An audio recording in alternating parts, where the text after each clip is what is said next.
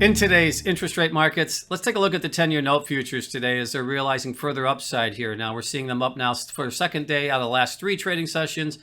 And today's price action is pushing them up to 1-month highs, actually. We're seeing the futures market currently September future 132.15. So in the middle of that 132 handle. And again, this is the September future, which is now the primarily traded future market for the 10-year Treasury market.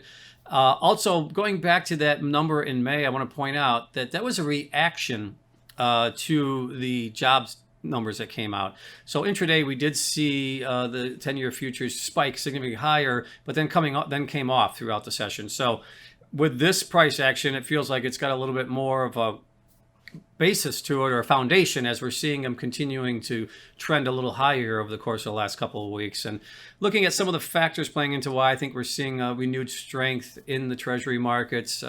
Number one, the data releases over the last couple of days, particularly overnight coming into this morning. The Eurozone data a little weaker than expected. We did get some data this morning that, I don't know, I think was perceived as being maybe a little weaker than expected.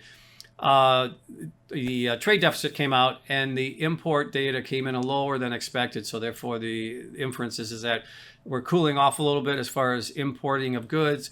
Number two, the JOLTS job number, the job openings came in much higher than expected. So again, I think that we did see a reaction in the Treasury markets to that number, indicating that there's still a significant amount of open jobs out there. So again, maybe that's a belief that that's going to alleviate a little inflationary pressure. Hard to say at this point, but we did see a positive reaction in the Treasury markets when that number came out. Now, looking at the yields, 152 basis points on the 10-year right now. We did see a low of 151, so one tick or 1 basis point off there. What's interesting, though, is that we're seeing the 7s and the 10s kind of shifting lower from a yield standpoint, more so than the 20s and 30s. So it's the middle of that curve that's really being impacted today, although we're seeing all the Treasury markets, by and large, rallying today, pushing those yields lower across the board.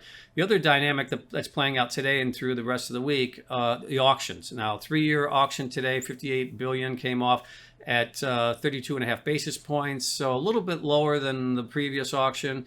Pretty much in line, but slightly lower. And tomorrow, we do get the auction for the 10-year notes, so that's something the market will be paying attention to as well.